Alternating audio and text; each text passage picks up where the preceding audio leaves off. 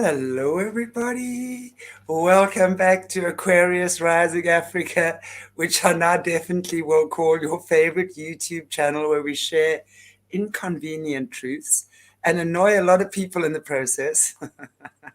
But we also give a lot of information in the process as well. So welcome everybody. It's beautiful Monday. It is Monday today. Good grief. Yes, it is. And I had Bryce earlier on, and I am so happy to welcome with me today for the first time on Aquarius Rising Africa, Asia Raine. How are you, Asia? And welcome to Aquarius Thank Rising. you. Thank you. I'm honored to be here. Thank you so much for the invitation. It feels really great to be able to speak with you and maybe and hopefully add more information and truths to really kind of be part of the audience that appeals, like that you appeal to and that you serve. So I'm happy to be here. Thank you. You're so welcome. And oh yes, Renee. Hi, Renee. She also did a show with us a couple of months back, in fact, already. Also, Mhm. she's from the Mormon Church, not having the similar experiences to you, Mhm. thankfully, Mhm. but nonetheless had some interesting experiences there. But I'm really happy to be talking to you because, since we started this platform, which is now in September, it will be 3 years. I cannot actually believe. And with Jesse Zabota initially as our guest, and then um, from there we had a lot of what we call overcomers. People that have been in the system and that really have come out and are now telling the tale. Mhm. And one thing that has come out a lot is the Mormon Church, and their shenanigans. Now, I'm sorry, you don't even have to take me to the Mormon Church. You don't even have to take me within a mile of the Mormon Church, and I want to run. And I don't know why. I've never known why, but it makes a lot of sense as to what you're saying. So I would love for you maybe just to go back to the beginning, introduce yourself to our audience because I've no doubt that we're going to be chatting with you more as well. Mhm. Um, what happened? How did What this begin happened? for you? Yeah, what the heck happened here? I have to say that I was born into the cult. I was born into the cult that is called the Mormon Church. It fits a lot of the definitions of what a cult is. Did not know that that's what it was, of course, because I'm in it. But I was also born into a family that was involved in the darker side of the Mormon Church, which was the blood cult brotherhood side of the Mormon Church that is active and actively and currently running the Mormon Church as well. I And want to just ask yeah. you, you say the side of the Mormon church, with Hmm. the blood brotherhood, I think you said.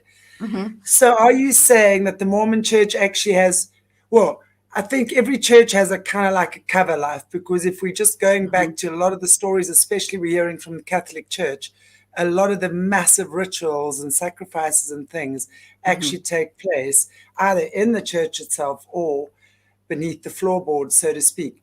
So are Hmm. you saying that there is a side of the Mormon church that is really genuinely good, that there are Hmm. people and pastors that have no idea that this is going on, but that is really just a front? Or are they actively fronting?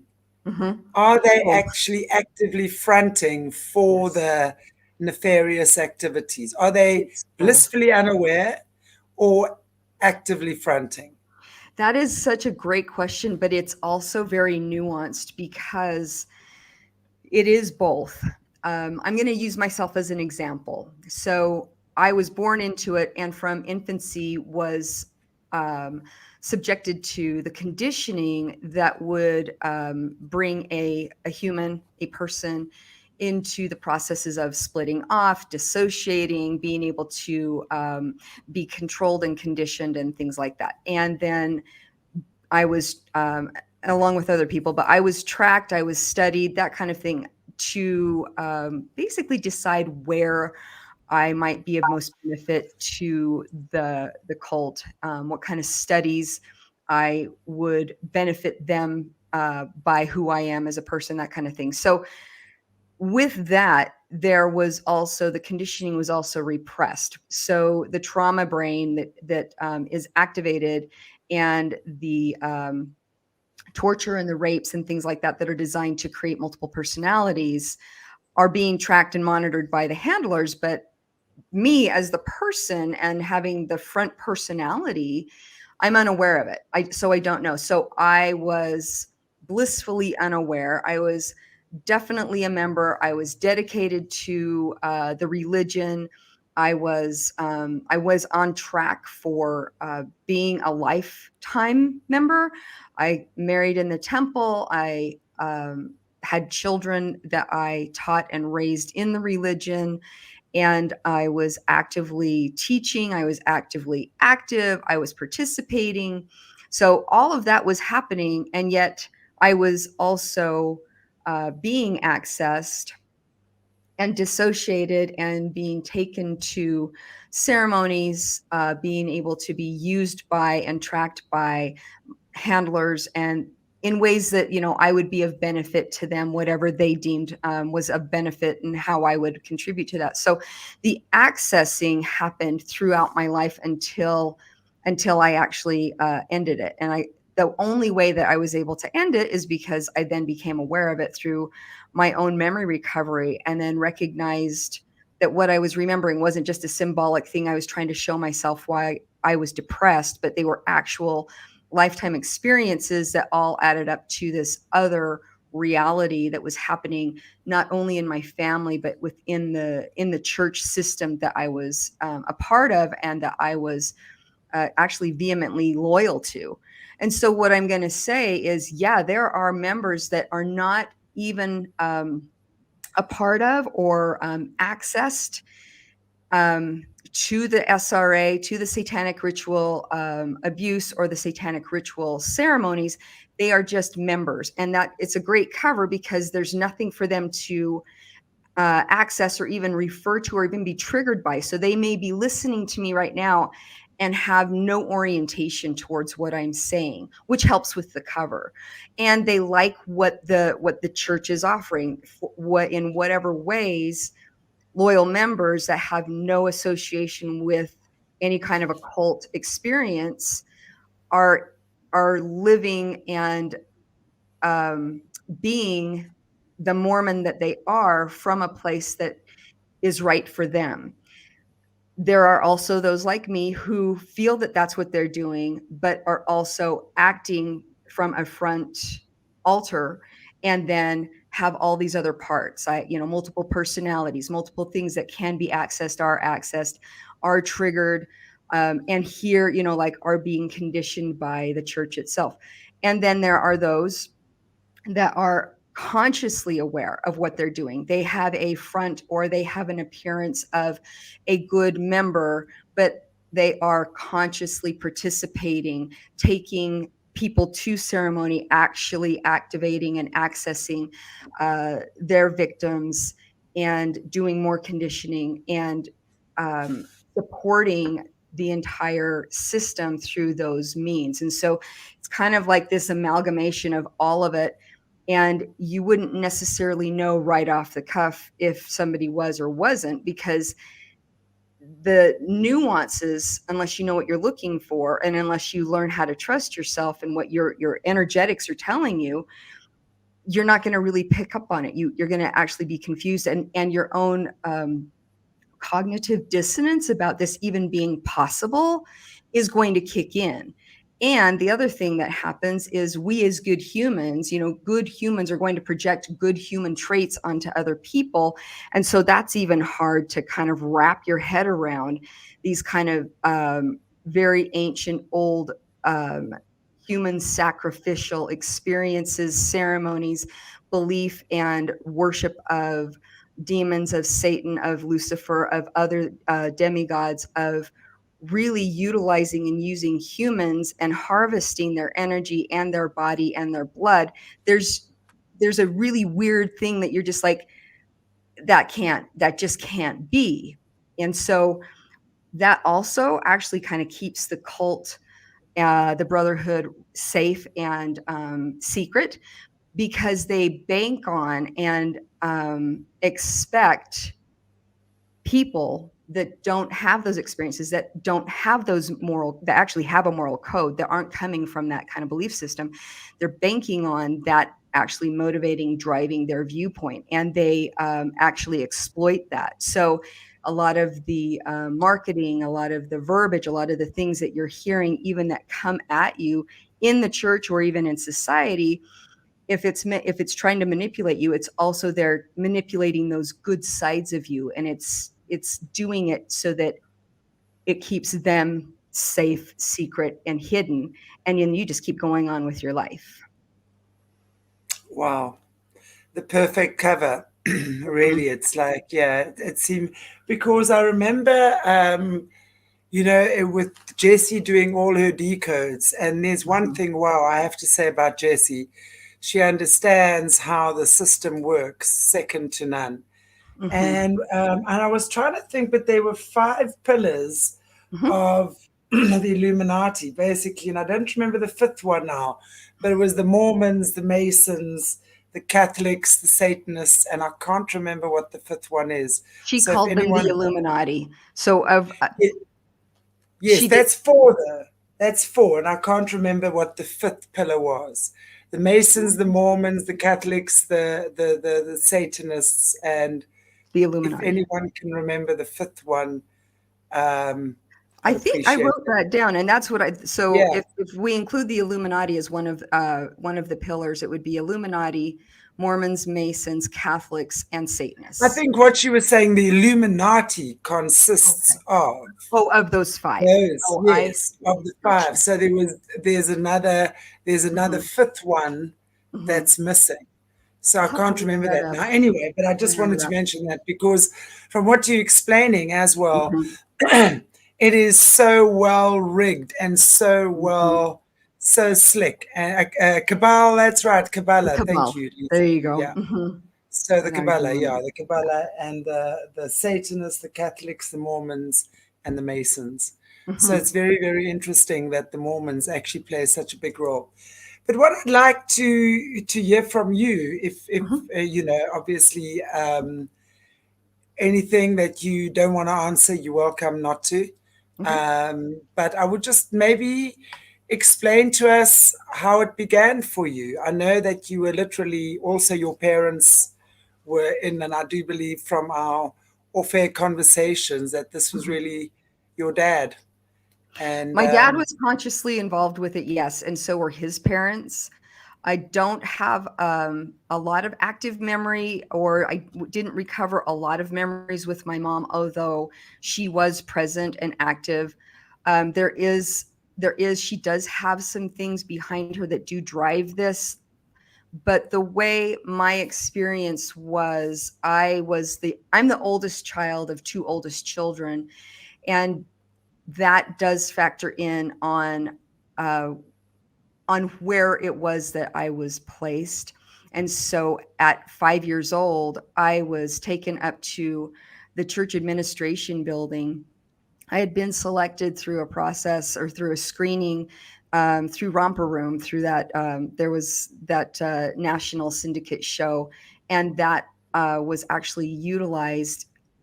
I know for sure in Salt Lake City because that's where I was. I believe it was also used in other cities, but I can't speak to that. I just know that those recordings were a good way for those who are going to be choosing children and observing children in play, how well they take direction. Have they been conditioned enough since infancy to be chosen, to be in different areas? That was something that all factored in for me. And so then I was that screening of those 2 weeks on set, at just being part of that program, of that show. It would come on daily, and little kids would watch it and that kind of thing. And so I was excited to be part of it. I was excited that I was going to be part of it, and I got to meet Miss Julie and see the magic mirror and those kinds of things. And in reality, that was a screening. So then when whatever it was that that I fit, my personality, the way I interacted, the way I led, the way I didn't lead. All of those things are being evaluated. All the children are being watched and evaluated because children show up as themselves. And so it's easy to see and predict personality tendencies when a child is actually, still performing and still being who they are, and yet knowing that there is also conditioning that has happened to that child, like it did to me before even that screening happened. So then I was selected by Tom Monson, and he was part of the church leadership. And so then I was taken to the church administration building for whenever they called me in. And so it would, whether it was for ceremony, whether it was for gifting, whether it was for being trafficked somewhere else, whatever their agenda was, I would be one of the children that would be called in and utilized for whatever they wanted, deemed necessary at that time. And I was not the only child. There was always is kind of, there were times that I was in ceremony alone as the only child, or there were one-on-one tortures, rapes, ceremonies, conjurings, that kind of thing.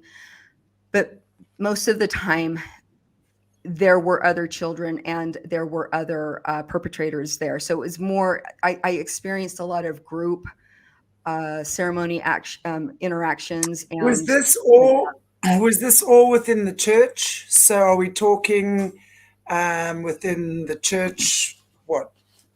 So yes. So my experience, if it was, so I had experience with both my family, meaning it was just family organized, family planned, strategically done to keep conditioning the children, my cousins, my sister, my brothers, that kind of thing. And then there were other times that these ceremonies would happen either in the Mormon temples or underground. There were tunnels, and there's rooms off of the tunnels that ceremonies would happen, and deals would be made, signings would be their signatures, that kind of thing, blood oaths. Or there would be things not only in the temple, but on temple, like I'm saying, temple grounds underneath that, other church-owned properties, private properties. So in private homes, on private land outside, there were trades that happened. I crossed borders, and so it happened in a number of places, but there were a lot of times that it was happening within church-owned properties.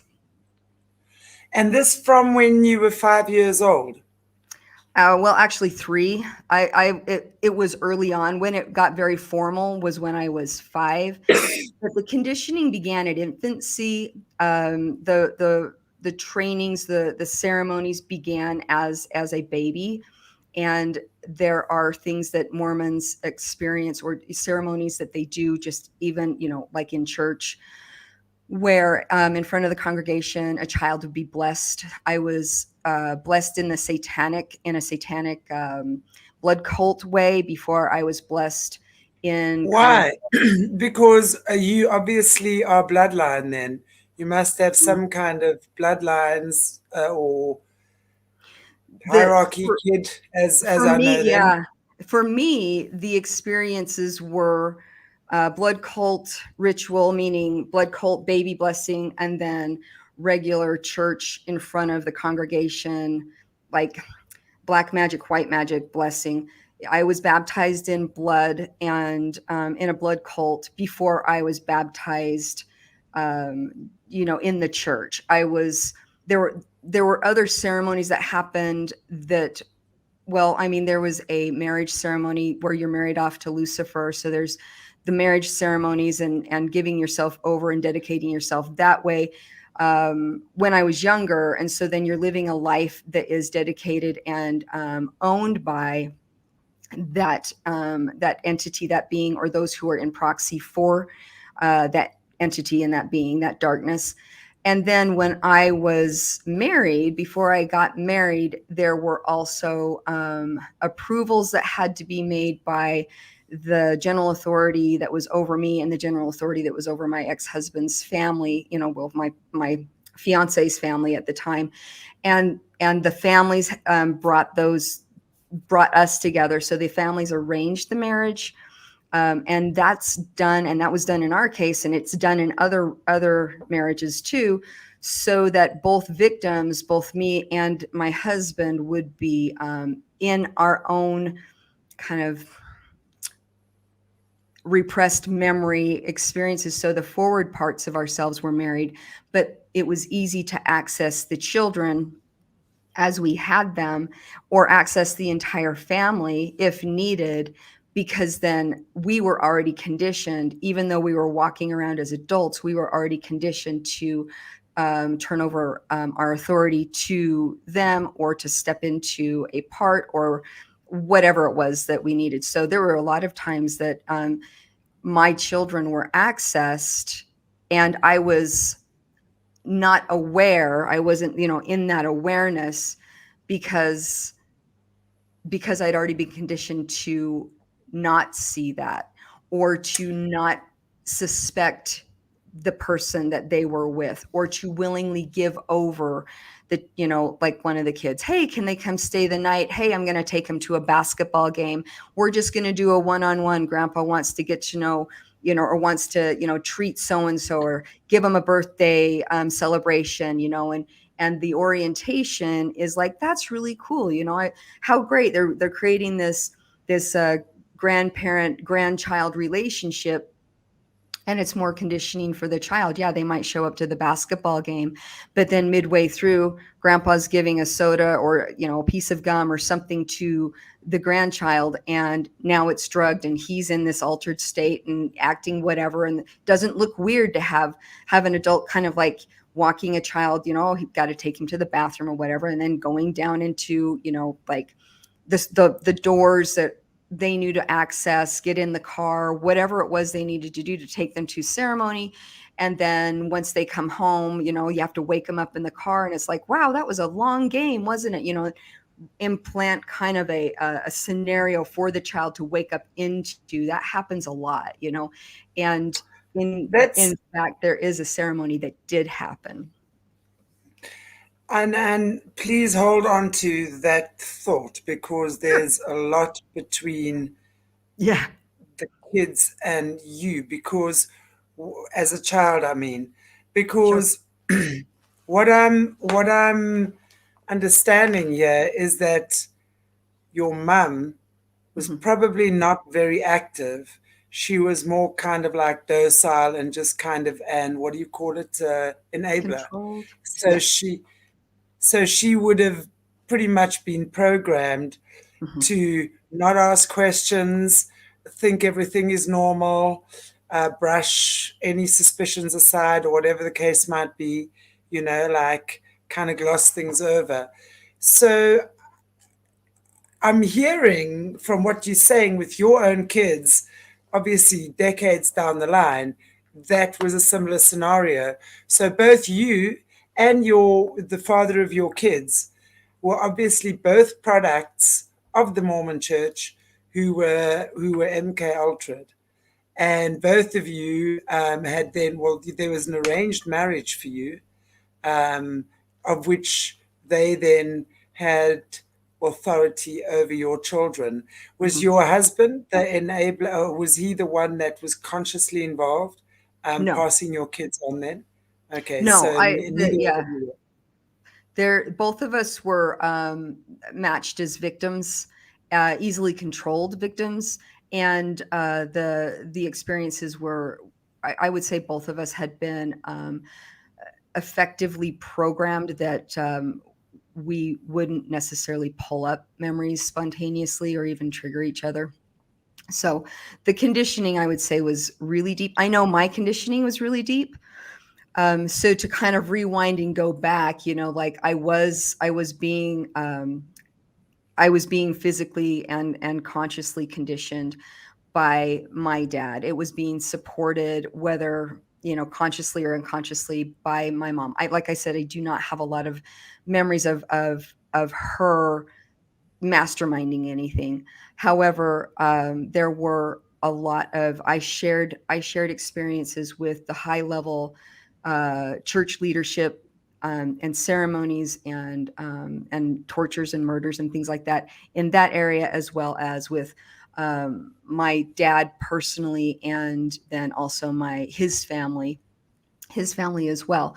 And then what that did is created a scenario that they knew, and he was programming, and whatever the prescription of who they wanted me to be, what kind of person they were designing me to be, to have as the front altars versus the other programmed altars that could be pulled up, very classic MK Ultra training kind of thing, would be utilized in different ways, could be triggered outside of me. And I would dissociate and move into those different parts, not really knowing that. So as a child, yes, there was a lot that I got introduced to at the age of 5. It wasn't a number of places, and so I have experience, really very focused experience, from 5 to about 14,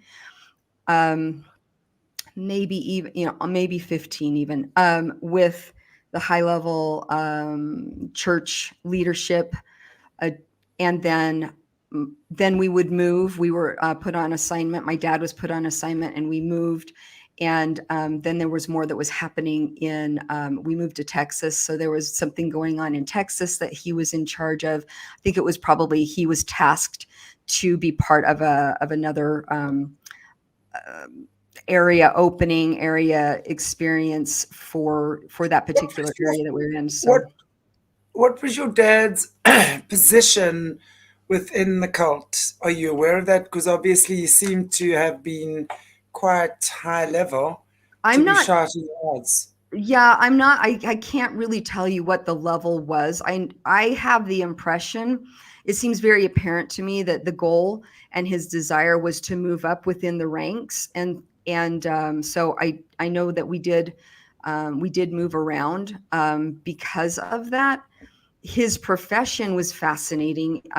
His profession, he desired, as I was told, and this may or may not be the real scenario, because you're always told. The biggest thing that this cult does, like worldwide, is their biggest things is to either give false information, disinformation, or no information. So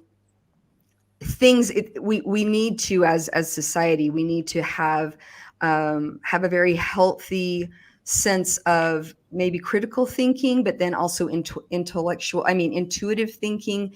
Like I would say anymore, the most important thing that we could do, because especially in the Mormon church, people are taught to turn over their personal authority, their personal sovereignty. I don't even know if we even get trained into sovereignty yet. So just giving your own voice and trusting yourself some real weight is not really taught or enforced or encouraged.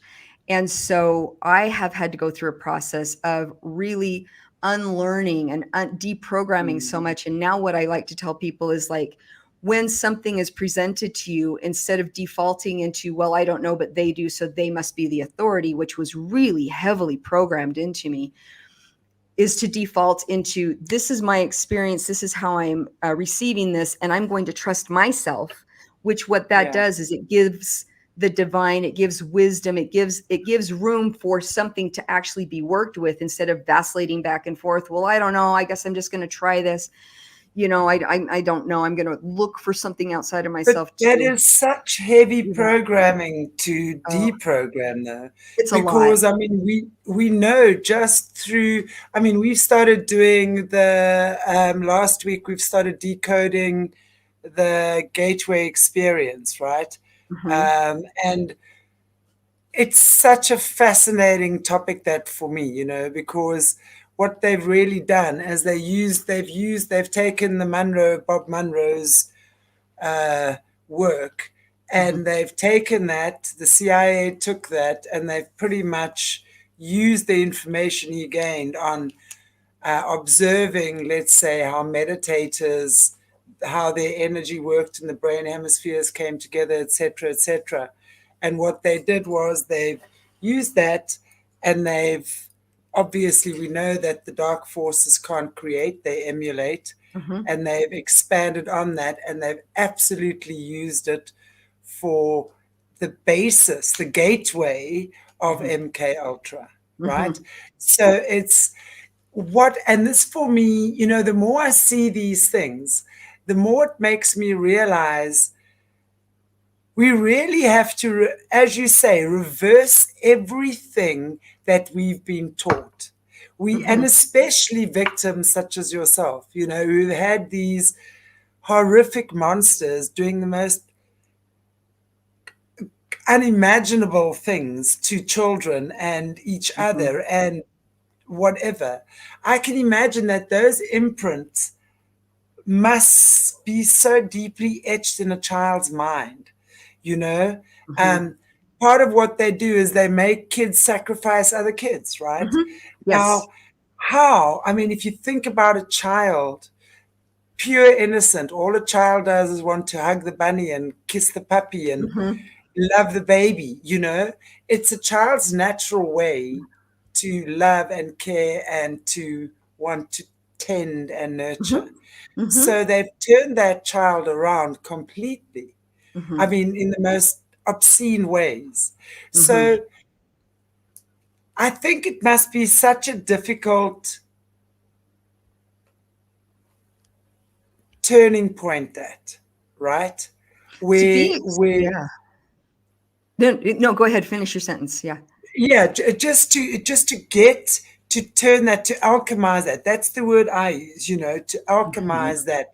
It's like, that it's darkest before the dawn, the dark Mhm. night, to go back to those places and have these memories Mhm. replay themselves. How do you deal with that now when you're looking at what you've been through? Mhm. The betrayal, because when you realize, because but let me just ask you this before I ask you that. Sorry, I know my mind is, I've got a I million I'm all over the questions. place too. Uh, your father, what type? Because very often, then, in these types of scenarios, they would make the mother the secondary parent. So Mhm. she would be there as backup. Mhm. Did they make your father your primary caregiver? I would say I interpreted what you're saying there. I'm going to interpret that as saying my loyalty was to my father. And that loyalty, I would say, would line up with primary caregiver. Although my mom was a stay-at-home mom, which would be primary caregiving in the social acceptance stance, my internal socialization of who I trusted, who I resonated with, who I loved, who I wanted to be like would have been my dad.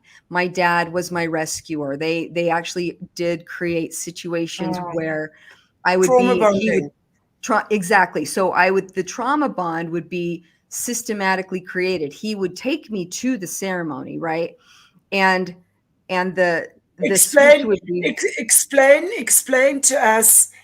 Use an example for myself and the viewers of, let's say, a ceremony, as you're saying that he took you to. Explain, talk us through that. How did that play out? it could play out in a number of different ways. Let me think about this because it happens always. There's a drug. Always the child is put into an altered state. So the disorientation is happening on a number of different levels. So um, you're taking in information, but you're processing it, and yet you can feel your body like getting woozy, or you do go into unconsciousness or something like that. So there it's a little difficult to track. However, like I would be taken to Who would administer the drug? Would it that be so your dad? it sometimes if it needed to be if I was going to be showing up to like there was a time that he got a phone call. They were in the process of punishing and eliminating an individual that was trying to get away, I just remember he got a phone call, and basically the way this went down is like, this is happening. She's going to be eliminated. If you want to bring your daughter so that you can, like use this as an opportunity to drive in conditioning even more, get over here kind of idea. So then he hangs up the phone, says he needs to go over to his brother's house to help him fix the lawnmower, asks me if I want to go. As we go, he hands me, like we're getting ready and whatever, he hands me a drink. Hey, do you want to have a stop and get a soda? We didn't even stop. It was just like, here's a drink, but it was drugged. And we don't go to my uncle's house. We go to this ceremony. And so I'm kind of like, and I'm not even aware that that's where we're headed. I don't even know what's going on. So that would be a kind of an instant thing. But we show up to this, and I'm saying ceremony because the ceremony was, they were killing this woman anyway. And so if you want to bring your child so that she can see and you have more demonstration as to, if you tell this what's happened, this is what happens, here's an opportunity. So that's kind of an impromptu one. There were others that were planned where it's like, bring her to this location at this time, and maybe I got a drug in the car, a sandwich, a piece of candy, something like that. Or I would be taken church administration building, they'd put me on the elevator, I'd go upstairs and somebody'd hand me a chocolate. So it may be them, but you're always getting something at the beginning to alter the state, to start opening up and shifting the awareness of the child, or dampening the awareness of the child, so that what happens next, you're typically going along with, or you're completely losing consciousness and then you wake up into the situation. You wake up into the screams. Would your father be present during Sometimes. these rituals or ceremonies, or would he take you there and rescue you afterwards? Both. And so there were ceremonies where he showed up later. I'm like kind of coming off of the craziness of what had just happened, and I see him. That's the familiar face, and all I can do is just trauma bond and be so grateful he's there, taking me away from it. No part of my brain is actually going, wait a second, how did you know to get me here? Like, and then why aren't you doing something about this? How come this isn't alarming to you? So you're not in the presence of mind to even ask those questions. You're just eager to get away. They also have full-on scenarios set up where trauma is like the girls in this, the one I'm thinking of, it was all girls. The girls are brought in, their dads are next to them, and then things start, like the setup is, the setup would be the bad men are going to come in their robes and whatever, and they're telling us that we need to be obedient, or they're going to hurt our fathers, which is alarming to hear, and cut, kill, whatever, because there's something that they've already done that to in front of us, whether it be an animal or another human, another body. And then the bad guys, in their robes or whatever, go and grab our dads, and the dads are like, no, they're in their own pretending and wrestling them out of the room. And now, you're kidding me? They literally, Yeah. they literally go to those extremes to pretend that your fathers are being manhandled. Yes, and the fathers are a part of it.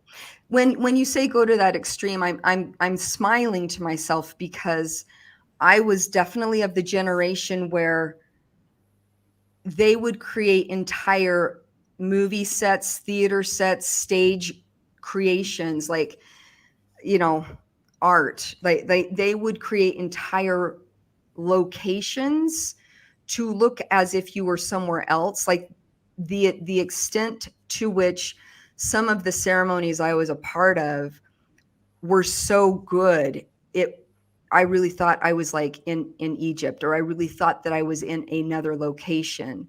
And so I'm kind of smiling to myself, because what I'm describing is nothing. Yeah, the dads are participating.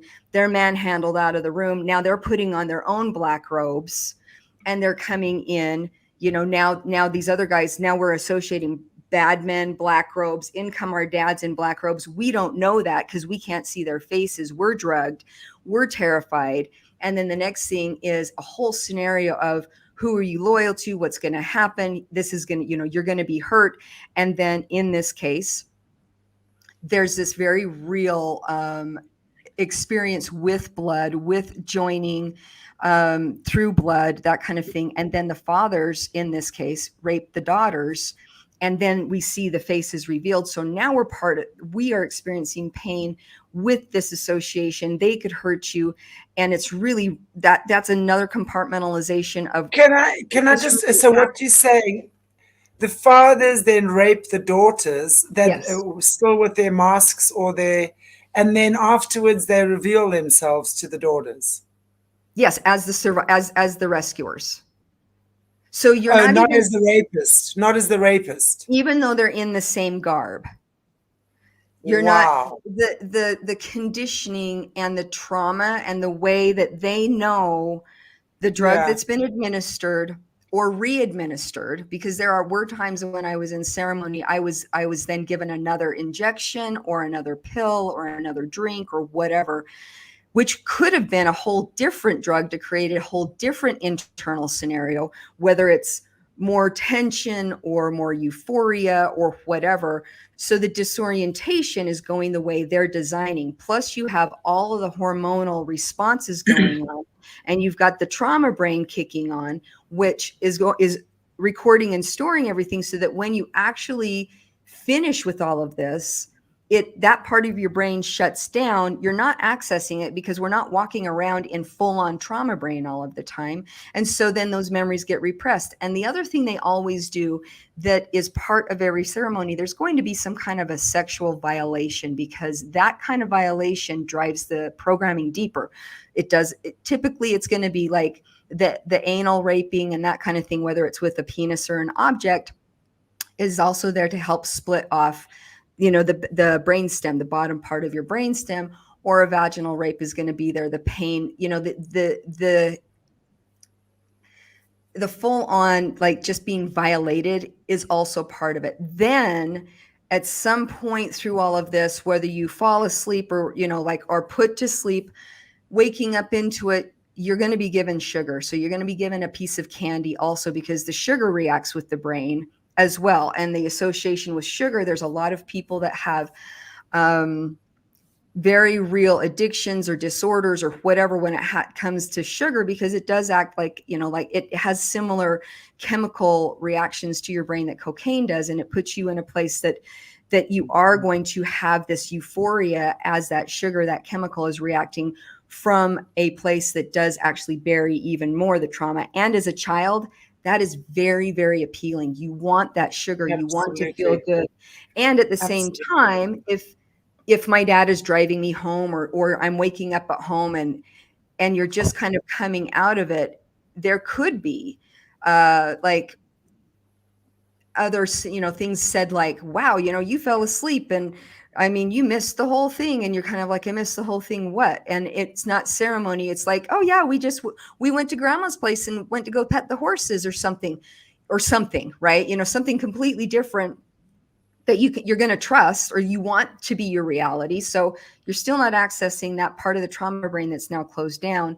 And they're also giving you an explanation as to why you're waking up, in the backseat of the car, whatever it is. And as a child, you've got no other orientation or cognitive maturity to even think or do anything different. So, and it also, you've got these different parts and personalities that have been created by them. They are also working with a script and prescriptions of how to create multiple personalities, how to create a child or a vessel that would be receptive to MK Ultra training.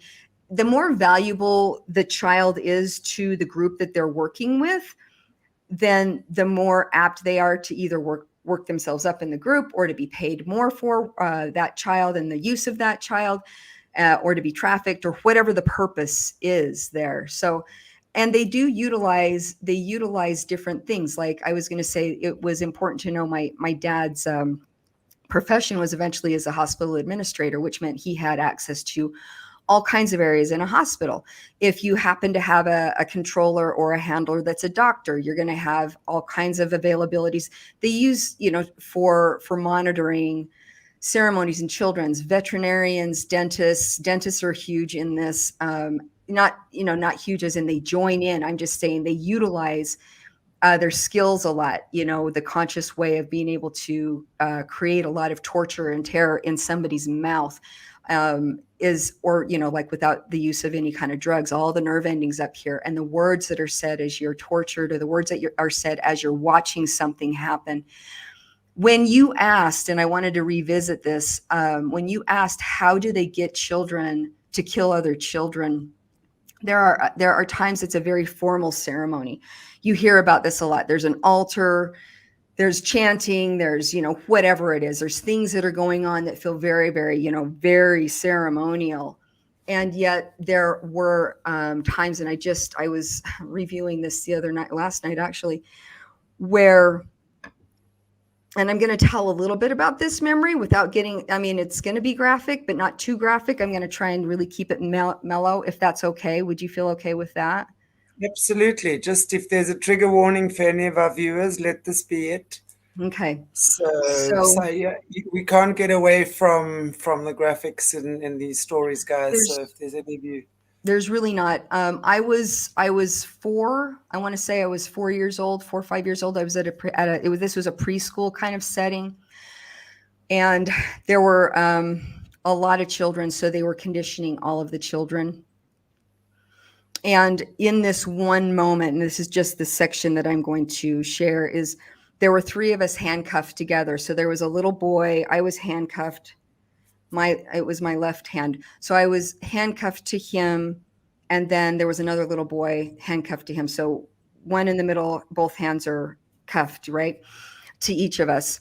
And we each had been given a name, and it was a biblical name. And so they were using, I think my name was Ruth, and then there was a Samuel, and there was I think the middle boy's name was Philip. That's what it was. And we had already gone through some kind of terrifying experience, and all of us were in a very heightened trauma state. And there were other children in the room. The same thing was happening to them, but I'm telling you what happened to us.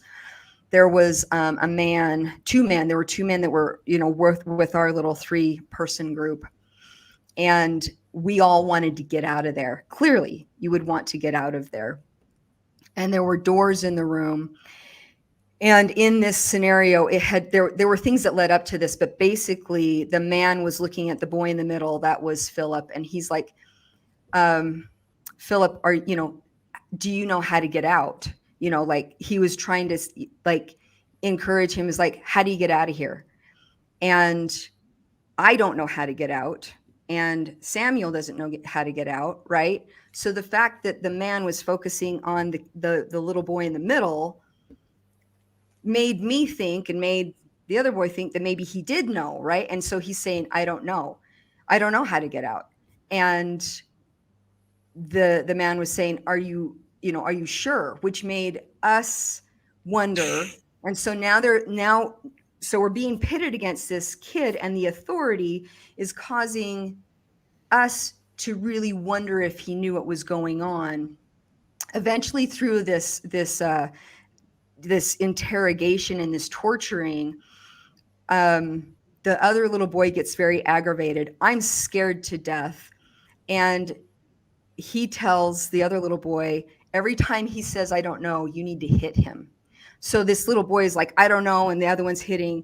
And I'm like, yes, you do. All of a sudden now I'm in like, like, you've got to know which one is it, and the other man is like egging all this on. And so then he produces a knife. The man produces a knife. And it gets to the point where he hands the knife to the other little boy. And he's like, because they got the little boy in the middle to say, well, maybe, I think he was just searching for anything. Maybe I do know. Maybe let me think about it. Like, I think what he was trying to do is stall, right? So now the older man gives the other little boy a knife, and he says, every time he lies, stab him. And so that starts happening. And now he's crying in the middle. He's crying on the other side. I'm terrified. And I'm just like, just tell us how to get out. And we're kind of yelling and screaming at each other. All of this energy is heightening. This little boy in the middle is crying. I don't know. And then, his arms are going all over the place because he was telling me to hit him. And like, we're supposed to be hitting each other. And finally the man grabs the other little boy was I still focused on every time he says, I don't know, you need to stab him.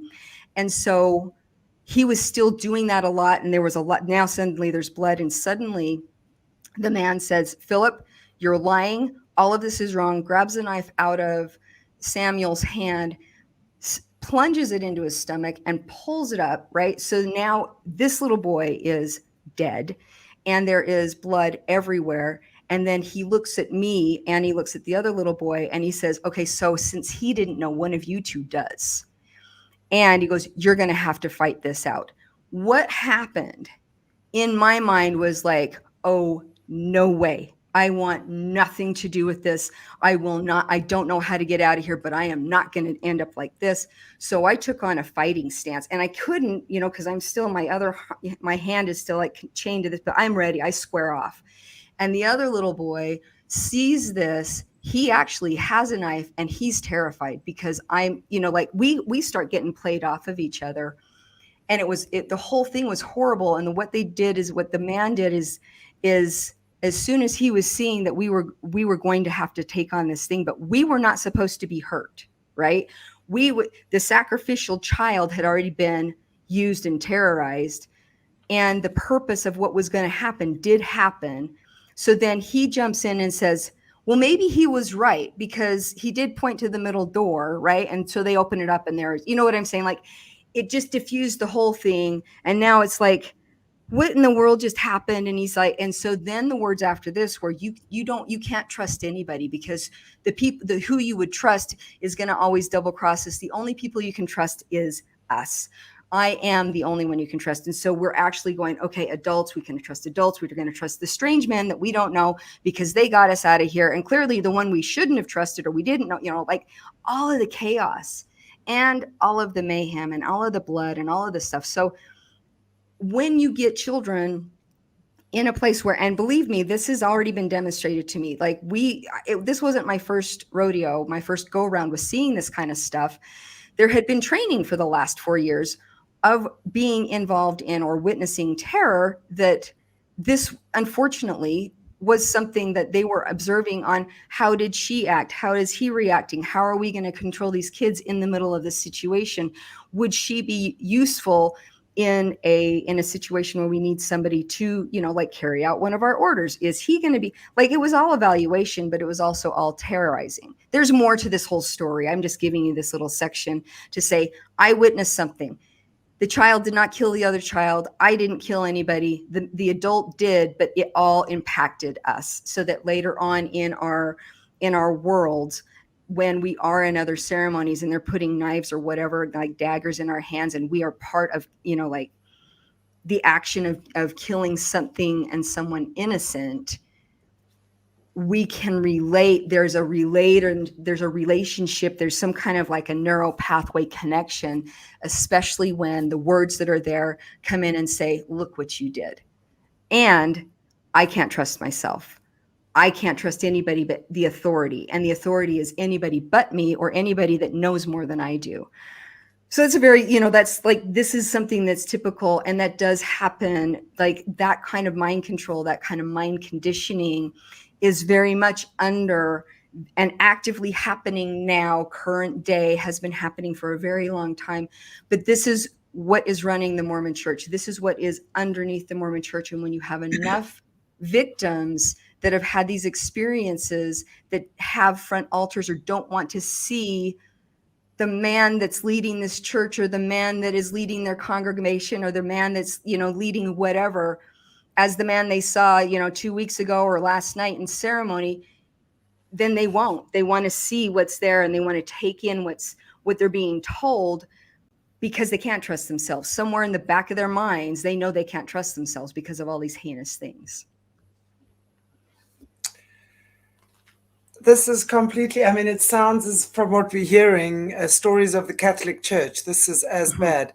Would you say, do you remember any times in any of these rituals or places you've been to where you'd find the Mormons and the Catholics overlapping and hanging out together? And can you tell us maybe, I don't know how many, if you can drop names at all, or you talk about high level people in the church?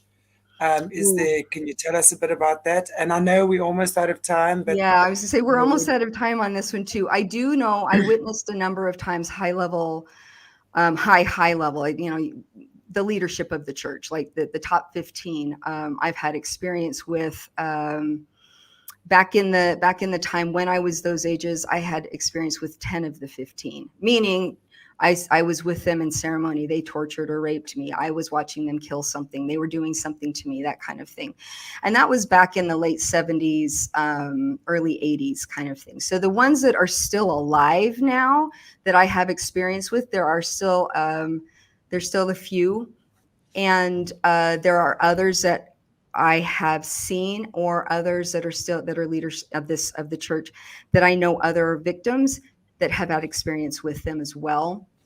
As far as the Catholic Church, I have been in Catholic churches. I've been in the Cathedral of the Madeleine, which is the massive, like underneath. Like, you've got to remember, this is like in the tunnels, like, is how you access it, but it's even below what people would know as the basement. Like, these are lower levels that are only accessible through certain ways. It's not like you can just kind of wander into and find these things.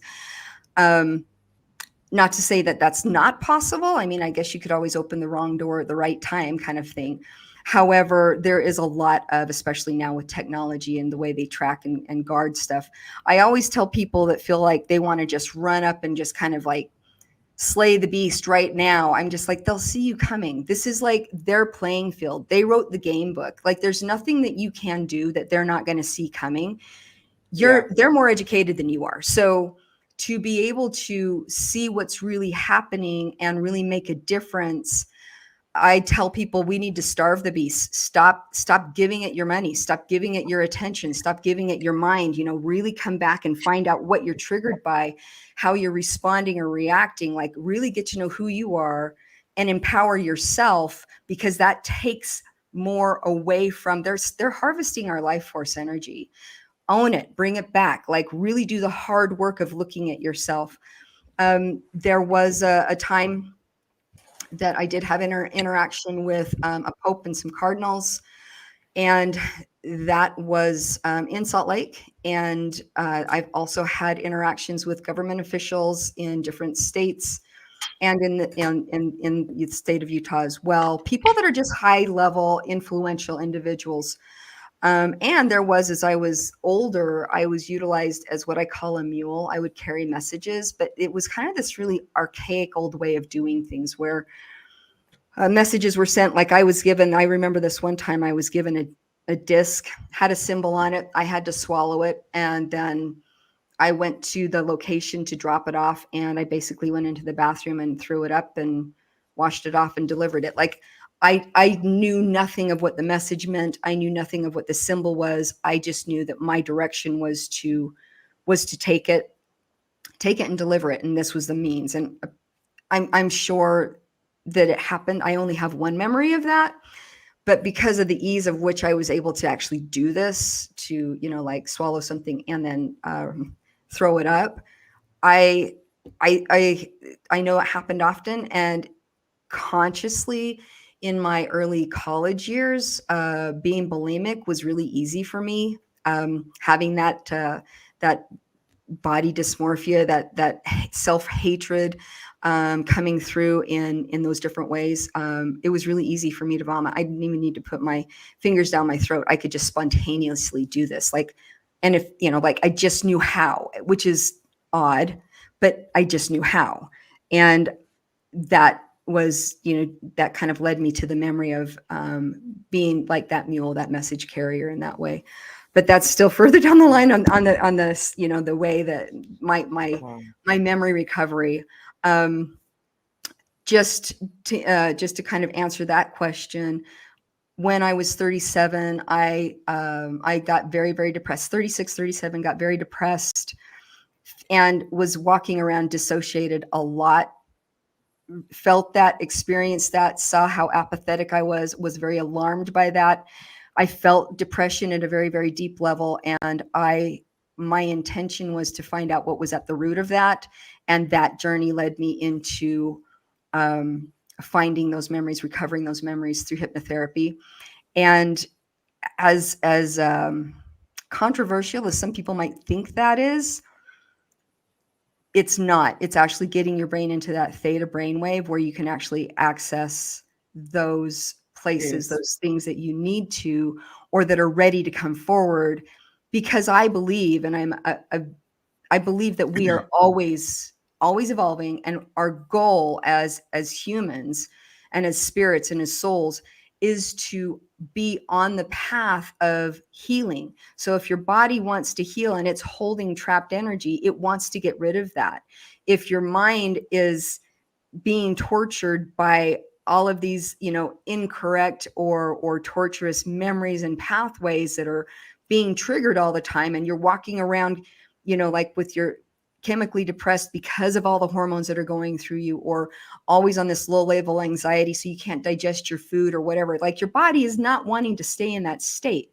We want to heal, we want to release this stuff, and we don't know how, because we're so used to offloading our own responsibility onto the authorities.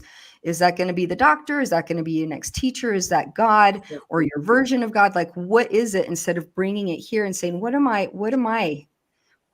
doing? What am I telling myself? How can I assist me? But it does take some work. But we have the answers. That's my point. We have the answers. They're here. We're carrying it all with us. In your heart, And in your even cells. generationally, it's really cool. I fully agree with you. Wow, there's so much more that I'd love to tap into with you as well. Mm-hmm. Because I think I'd love to, maybe when we chat again the next time, go more into the retrieving of your memories and things as well. Because I was just speaking to one of my friends today, who also works with a hypnotist who works, and funny, in his trip, in his journey to India, Mm-hmm. also was working with a woman who had, through the hypnosis, basically discovered all of these things. And I just said, I think this is what the future healers are going to be working with a lot. Mm-hmm. So Mm-hmm. is I really believe. people coming out of um, the satanic ritual abuse Mm-hmm. and these horrific pedophile homes. And so we all, honestly, guys, and I say this so much, it's not just up to the healers and the doctors or whatever. I wouldn't even go, seriously, I wouldn't go near a psychologist or a psychiatrist if I had any Yeah. experience in the system, because invariably there's going to be some connection there. I would honestly find the person on a spiritual level, whatever your denomination is, that can help you and walk you back to your heart. That is going to, or your soul, right? We can go Mm-hmm. into the semantics of that, but really just walk you back to that place where you remember love. Because the only thing, and I know this from my experience for more than 20 years of being a healer as well, um, the only thing that works with people is love. You have to remind them about love, whether it's love from God, whether it's love from their parents, whether it's a minute of love they felt in their entire life. If they can just remember that, that starts then creating that momentum that takes us Mm-hmm. back to that place of love. And when you feel that love, that's when your healing begins. And that's when it's like all this other stuff has a way of melting away. Mm-hmm. It just melts away. Honestly, God has an amazing way of just reminding us of truth when we open ourselves up to receiving truth. We always think the truth is going to destroy us. It's not. The truth sets us free in the Mm. most beautiful way. And I'm actually liking, sorry, someone's commenting about Martha Beck.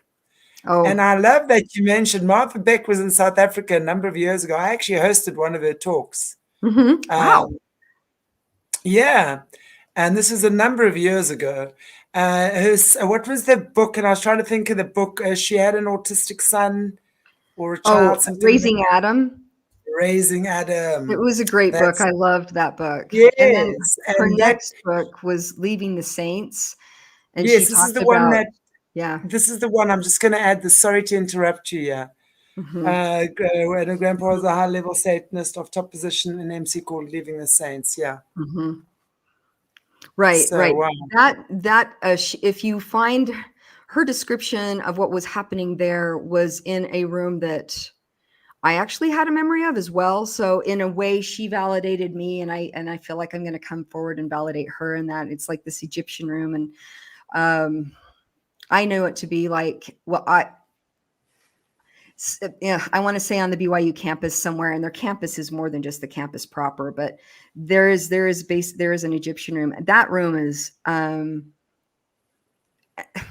it's fascinating because my memory in that one was being put in a sarcophagus, and they put, dumping a bunch of bugs on me, sealing me in this coffin kind of thing, terrifying. Like, and there were other things that were happening as well, but just utilizing whether they were, authentic artifacts or not didn't matter. The point was I thought that that's what I was present in.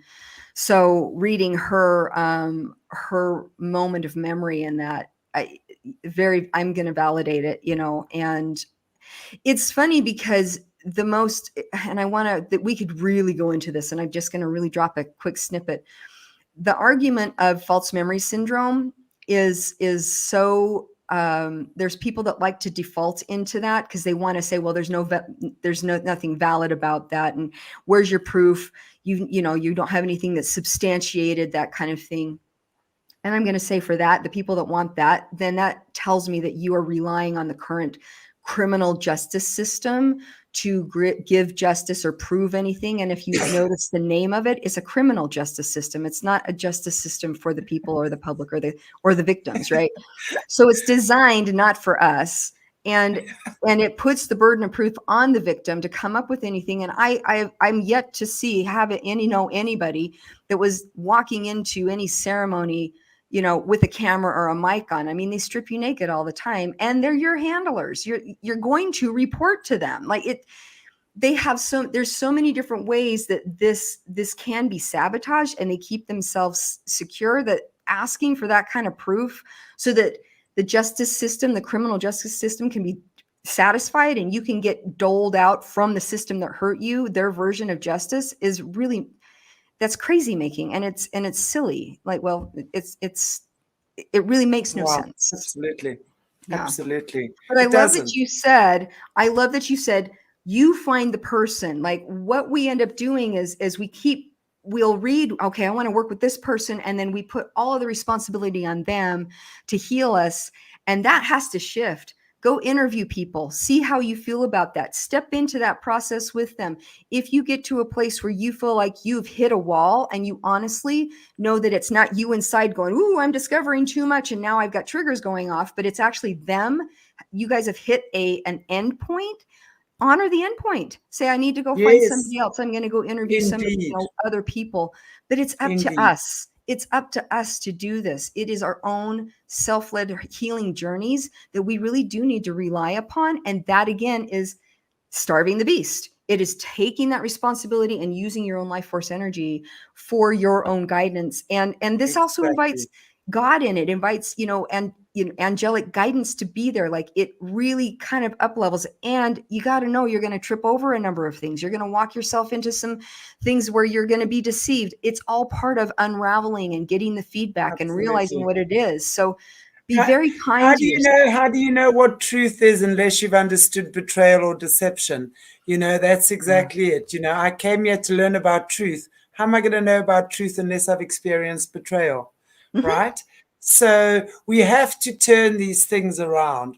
We Hmm. have to, it's in our power, it's in our mind, guys. Hmm. It's in our mind. We have the ability to shift our thoughts. Hmm. We have the ability to change focus. The more you think about how god awful things are and how terrible this, and the more you're regurgitating that disgusting, vomitaceous energy, the more you're going to create more of it, or the longer you're going to be in it. Hmm. Focus on something that makes you feel good. Focus on something. Call a friend that makes you laugh. Go for a pedicure or a manicure. Go for a walk around the block. Cuddle your cat. I don't care, but do something that just gets your momentum going in the other direction again. But I really have thoroughly enjoyed having this conversation with you, Asia. And I'm Thank you. definitely going to be inviting you back within the next week or two. So, Mhm. guys, please watch the space. Asia and I will definitely rearrange another um, interview. But I want to give a shout out to the other channel that you are interviewed on as well. Okay. Um, so if you can you give us the name of the other channel? And I don't know if Mornay is in the background, if you wouldn't mind just other than giving the name or even the link. Because what is the lady's name? So sorry, what is the name of the channel, Asia? The Galactic Storyteller. The Galactic Storyteller. She's Mhm, also she's delightful. I watched her mhm, interview you, mhm, and she also exposes child transportation. I'm going to put it that way because never know. I mean, mhm, it's so crazy on YouTube. We get caught, and then the next thing, they're not striking our channel at the moment, thank God, or our videos, but now they're striking our monetization. You said that, now we're not monetizing you, whatever. So it's fine. It doesn't matter as long as but as long as but there are certain words we can and can't really say. mhm. Anyway, but I think she's a wonderful what is her name? If you want to maybe just tell us about the other channel that you're on. The other channel, so her name's Madeline, and she and I ended up connecting. All of this has been very serendipitous. It's been God led, I'm going to say. But we were able to. She does tell a little bit about. She did have a very active channel, and then at one point, her website and her channel got hijacked. They just got taken over. So that, and for other reasons, she took a break. It was about a 4-year break, and then she and I like came together. We met and decided we were going to do a series of interviews to help educate people about the Mormon Church on different levels. And so the interviews are still continuing. They are on her channel. It's a very great, it's a synergistic relationship kind of idea. Like I feel like our communication is also kind of on the same level where it just flows really well. Yeah, And the you got idea good and the chemistry. goal, Yeah. it is a great chemistry, and the goal is to really put out more education so people can navigate that Yes, on their own. I and that's have why I my really own. want. Yeah, go Sorry. ahead. No, I I just want to get the names of the channel. It's the Galactic Storyteller. Yes, the Galactic Storyteller. She's on YouTube. And then I Yeah. have a podcast. It's called Letters to the People, where I'm telling. It's open for other victims to tell their stories, or advocates to talk about their stories. I had to take a break for about a year from that, and now I'm going to be restarting telling my story more intimately on my podcast. So you're going to see more of that. I have a website, and I'm also doing some mentoring and coaching. I'm kind of developing some programs so people can do some self-led healing as well, some guidance that, and then sometimes I've got some clients right now, but I do one-on-one work also for people to get, for memory recovery and things like that. But if you want to visit the Galactic Storyteller, you're going to start seeing a series of things. And she was actually, if you go back in her YouTube channel, you'll see that she's talking about a number of the different ceremonies that Mormons do practice, like in the temple, or just even different things that they believe, just to give you kind of a background and a baseline of what that is, and how, if you can kind of look at it through the lens of social programming and social programming that is generational, you can kind of get a look at, see how this is actually working. And I would suggest you take that model that is being presented, and if you can overlay it on maybe the world, because I believe the social programming that is present in the LDS, the Mormon Church, has been kind of a baseline model, as others throughout the world have been, other communities or other social cults have been, to really study and predict what people will do in certain settings. And so we kind of saw that roll out in the last, global issue. Wow. And a Yeah. lot that happened during that, I recognized as conditioning, programming, and attitudes that I had been raised with within the Mormon church, which is kind of do your part, police your neighbor. They didn't call it policing. It's like having this very kind, like just looking after your brother and that, Social construct. So it's already right. programming you for social construct, right? It's not, it's Absolutely. not, it's not like MK altering in the way that we understand it that you guys have been through, but it's Hmm. more like social, as you say, watch your neighbor, police Hmm. your neighbor, make Hmm. sure that the guy doesn't walk across a red robot, otherwise grab him and do a citizen's arrest. You know, you are a good public citizen when you Hmm. help the police and the government do their job and put these bad people away. Wow, the ones Well, that and it won't really listen. does create the whole form to the framework to look through because you are a good person. Again, it's a really great way to exploit the desire of being a good person, but they're telling you how a good person should act. So it takes away a lot of Yes, critical thinking, and when you are in lockstep with it, then it makes it so you really don't question authority, which you're very much taught in the LDS church, in the Mormon church, to not question authority. The prophet is the one that's talking to God, and then he'll pass down that message below him. It goes out to the congregation. It never goes the other way up. Your personal opinion is always wrong if it battles the prophet. Like the it doesn't default is matter. always to that man. It doesn't matter. So that in essence also magnifies and reinforces the lack of self-trust, the submission to authority, and then really not Is taking a lot that of the bite personal. model? Is that what they call the bite model? The bite model Which is is very, yeah, like if you want to go to Stephen Hassan's website and just look up the bite model, yeah, BITE. There are mm, traits that are listed that cults actually carry, and you can overlay yes, those models onto a number of different things, whether it's a small community gathering that's telling you need to dress a certain way and shave your head and wear these beads and yeah, do these certain yeah, things if you want to sell their product. That is a very yeah. cult-like behavior. It fits the model. Or an entire religious institution that tells you what kind of underwear to wear, tells you, how you're supposed to, where you put your time, that you're covenanting and to donate everything in your life to the church, not necessarily to God, but they are posing as the receptor of God so that The you're like, oh, middleman, okay. God's middleman, But you don't look at it that way God's because you just, broker. yeah, Hey, you're, God's yeah, broker. that's right. You're God's broker because, God needs all of that, right? So Exactly. critical We thinking is not reinforced a lot. So, yeah. Oh my gosh. We actually did, and again, a couple of months ago, we did with Bryce actually, we did a whole decode, if you will, on the bite model. So if you guys Mm, haven't seen cool. that yet, it's super, super interesting. It was over Mhm. a couple of weeks, 2 or 3 weeks. We actually went through the bite model and we spoke about the whole subtle programming and conditioning, and especially coming from churches.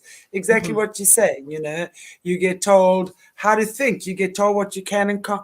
It's like a mini version. I mean, it's like no wonder governments and churches work so strongly together, because governments are using churches to condition. And now what we're understanding is that most churches don't have your best interest at heart to begin with. Even if your preacher might not even have an idea what's going on, he might be a really good guy who's just been brainwashed himself in Exactly. theology school, whatever it is, Yeah, he's following Wow. protocol and following the direction, and it's when it's framed that this is from God or this is for your best. The most incriminating comment that I hear, even that repeated a lot, is when parents say, "I know better for you. It's better for you than you do," and you have the government telling us that, and we have the Mm, religion saying, "We know better than you do. We know what's best for you. God has spoken to us, or we've done this study, or whatever." And if inside of you there's something that is like not in line with that, again, the default is to turn over your personal authority to the authority mm, versus really taking some time. And that's the key. It takes time. It's very inconvenient. It's more convenient to be told what to do. It's less convenient because it takes more time for you to pause, check in, mm. interpret what you're feeling or thinking or Yeah. saying or what's coming. Mm. and then question it. Question is like, well, what exactly is this? Don't really grab onto the next label that the church or the government or your dad has given you. I mean, it takes very real like self-evaluation and self-observation. And a lot of people are just so busy or so distracted to even think about that they're going to take the first impulse that hits them as their inspiration, when maybe that's like harmonic frequency warfare hitting them, like, and that's part of this Exactly. too. And we have to discern. We've got to, Mm-hmm. and that's why if you are not living your best life closest to God, and I really mean that, if you are not in union with Mm-hmm. your divine creator, you're going to battle, Oh because yeah. then you are going to get the false priests and prophets and witches and warlocks that are going to be able to pull you off center. If you don't have a good self concept about who you are and what you're worthy of, as a human. And one of our viewers on the earlier show, who knows the system back to front, speaks about the human spirit is worth $6.5 trillion to the Wow. cabal. That's what that's what you are worth to them in human dollars. Mm-hmm. So why would they pay so much money for you? Think about that. Because what you actually have within you is priceless. It is priceless. And I want to say again, and as I said before, according to interviews, we are really governed by a star system run by reptilians. We know that now, ruled by reptilians rather. On this side of our galaxy, there's apparently like 21. And what they do is when they take over the planets, as we know this crowd has done here, Mm-hmm. they literally pretty much want to dumb us down.